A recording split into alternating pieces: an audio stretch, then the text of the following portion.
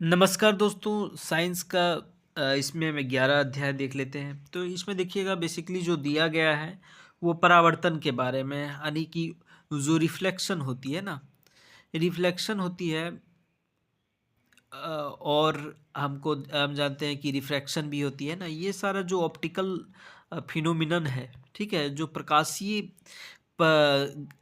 गतिविधियां हैं उसके बारे में इसमें इस अध्याय में चर्चा किया गया है। ठीक है, जैसे कोई भी शैडो बनती है, रिफ्लेक्शन होती है, रिफ्रैक्शन होती है, डिस्पर्सन होती है, डिफ्रैक्शन होती है। ठीक है, उसके बाद यही सारा चीज़ के बारे में थोड़ा थोड़ा इसमें जानकारी दिया गया है। ठीक है, चलिए देख लेते हैं कि कोई हम ये जो पारदर्शी है, अपारदर्शी और पारभासी, इसके विषय में हम पिछले अध्याय में हम लोग देख लिए थे, अध्याय 4 में।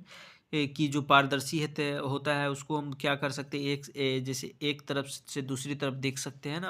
अपारदर्शी मतलब ओपेक बॉडी जिसमें हम लोग देख नहीं पाएंगे, और पारभासी मतलब जो होता है ट्रांसलूसेंट, अर्थात जिसमें थोड़ा थोड़ा धुंधला दिखाई देता है। जैसे एक पेपर लीजिए और इसमें आप तेल रख दीजिए, ठीक है, तेल को फैला दीजिए और सूखने दे दीजिए, उसके बाद हम लोग थोड़ा थोड़ा देख पाते हैं ना, इसी को बोलते हैं ट्रांसलूसेंट या फिर आपका पारभासी। ठीक है, ये सारा हो गया। उसके बाद आते हैं शैडो क्या होती है। शैडो देखिएगा, शैडो कभी भी बनती है तो एक प्रकार, जैसे मान के चलिए एक इस वस्तु का अगर हमको शैडो बनाना है, अर्थात इसमें यह वस्तु होना चाहिए क्या, अपारदर्शी होना चाहिए, ओपेक बॉडी है। यहाँ प्रकाश की किरण अगर आती है तो क्या ये प्रकाश की किरण उस तरफ जा पाएगी, नहीं, तब इसका शैडो बन जाता है। ठीक है, इसका जो शैडो बन जाता है इस प्रकार है ना। उसी प्रकार मान के चलिए क्या होता है कि अगर कोई इसी में आपका एक आएगा परम्बरा और अम्बरा। ठीक है, तो जैसे मान के चलिए कोई चिड़िया आकाश में उड़ रही है, ठीक है, तो इसका जो शेडो नहीं फॉर्मेट करता है, क्यों? क्योंकि आप देखिएगा जो आपका शेडो फॉर्मेशन होता है प्रकाश की किरण जो आती है इसके कारण, और जो अम्बरा पार्ट होता है वो काफ़ी छोटा होता है। ठीक है, जहाँ पे जैसे इसका जो अपारदर्शी भाग है, यहाँ पे जो अम्बरा फॉर्म हुआ है वो काफ़ी छोटा होता है, और वो आसमान में ही क्या होता है, ख़त्म हो जाता है। इसलिए कोई भी जो पक्षी है उड़ता है आकाश में, तो उसका छाया नहीं बन पाता है, समझे। चलिए, तो हम लोग देख लिए कि शैडो किस प्रकार फॉर्मेट हुआ, वो अपारदर्शी होनी चाहिए, तभी जाके उसका शैडो फॉर्मेट होता है। यहाँ पे हम लोग देख सकते हैं कि हाथ का जो शैडो है वो विभिन्न प्रकार के बन जाता है, इस तरह स्ट्रक्चर करने पर वो विभिन्न विभिन्न प्रकार की शैडो फॉर्मेट करता है ना। अब आते हैं, जैसे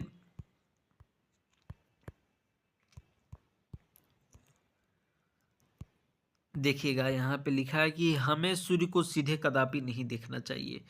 देखिएगा, चलिए इस अध्याय का जो सबसे इम्पोर्टेंट है वो यहाँ से आता है। देखिएगा, दर्पण और तथा परावर्तन। तो हम दर्पण देखते हैं कि जो होता है, चाहे उत्तल दर्पण हो, अवतल दर्पण हो, समतल दर्पण हो, यहाँ काफ़ी इम्पोर्टेंट हो जाता है। जैसे आपका आरआरबी में क्वेश्चन पूछ देता है कि समतल दर्पण का क्या क्या प्रॉपर्टी हो सकती है। ये आपका एसएससी में भी इस प्रकार के क्वेश्चन आती है कि कोई भी दर्पण है, अगर वो इमेज फॉर्मेट करता है, प्रतिबिंब बनाती है, ठीक है, तो उसकी क्या क्या विशेषता होती है ना। तो चलिए दर्पण वाला जो पोर्शन है उसको बढ़िया से करते हैं। ठीक है, बाकी उसमें थोड़ा सा अंडरस्टैंडिंग के लिए इसको स्किप करके थोड़ा सा ओवरव्यू कर दिए। ठीक है, चलिए अब हम आते हैं आगे। जैसे हम आपको बताते हैं ये परावर्तन, परावर्तन क्या कहलाती है। ठीक है, तो जिससे मान के चलिए सबसे पहले हम लोग देखते हैं दर्पण, उसके बाद परावर्तन की चर्चा करते हैं। दर्पण, दर्पण में हम लोग देखते हैं कि जैसे उत्तल दर्पण हो, ठीक है, अवतल दर्पण है, या फिर आपका समतल दर्पण है। ठीक है,